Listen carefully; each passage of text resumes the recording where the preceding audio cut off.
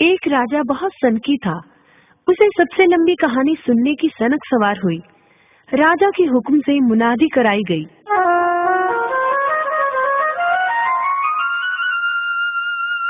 सुनो सुनो सुनो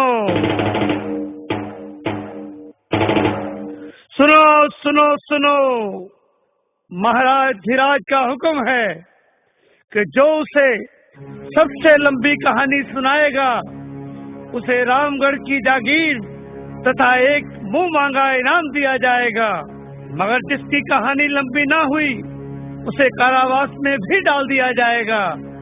सुनो सुनो सुनो सुनो सुनो सुनो। ये सुनकर दूर दूर से कहानीकार आए, परंतु राजा को संतुष्ट न कर पाए। कहानियां तो लंबी थीं, परंतु राजा सोचता, कहानी तो सुन ली है, अब व्यर्थ में जागीर क्यों दूं? धीरे धीरे बहुत से कहानीकार कारावास में बंद कर दिए गए। एक कहानीकार के नौजवान बेटे को अपने पिता का कारावास में बंद होना बहुत खला। उसने राजा को सबक सिखाने का मन बना लिया और जा पहुंचा राज दरबार कहानी सुनाने के लिए। बोला, महाराज, एक किसान का बहुत बड़ा खेत था। उसने ज्वार बो रखी थी।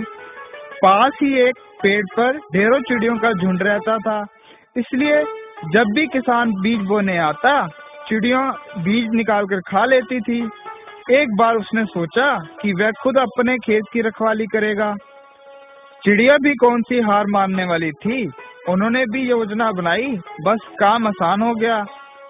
एक चिड़िया आई, खेत में से बीज का दाना चुगा और हो गई फुर।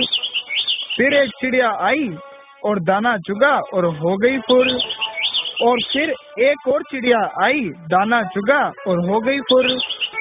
फिर एक और दाना चुगा और हो गई फुर। राजा बोला, फिर क्या हुआ? होना क्या था जी? फिर एक चिड़िया आई, दाना चुगा और फुर। फिर आगे क्या हुआ? महाराज, चिड़िया आई, दाना चुगा, फुर।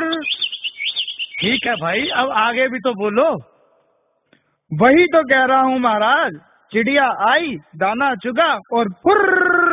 राजा को फुर फुर सुनकर बोरियत होने लगी और बोला, ठीक है, मान लिया, सारी चिड़िया आई और उन्होंने सारे दाने चुन लिए, अब आगे भी तो बोलो।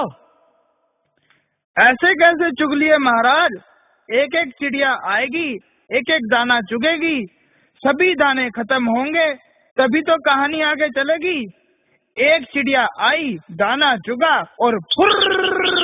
राजा समझ गया कि आज शेर को सवा शेर मिला है। ये कहानी तो कभी खत्म ही नहीं हो सकती। इसे दंड कैसे दूं? इसे इनाम देकर ही पीछा छुड़ाना बेहतर है। बोला, अरे नौजवान, तू फुर फुर बंद कर। सचमुच तेरी कहानी सबसे लंबी है। तुम्हें रामगढ़ की जागीर इनाम में दी जाती है। परंतु महाराज, मेरा मुंह मांगा इनाम।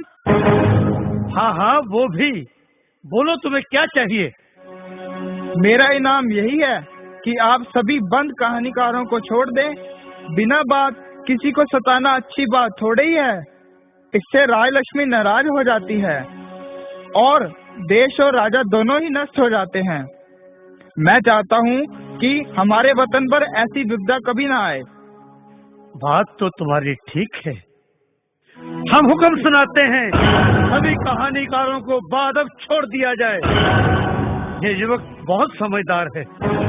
हम घोषणा करते हैं कि हम राजकुमारी का ब्याह इस युवक से करेंगे और हमारे बाद यही इस देश के महाराज होंगे। इस प्रकार युवक ने अपने पिता को ही नहीं छुड़ाया, बल्कि सूझबूझ से राजा को सही रास्ते पर भी ले आया।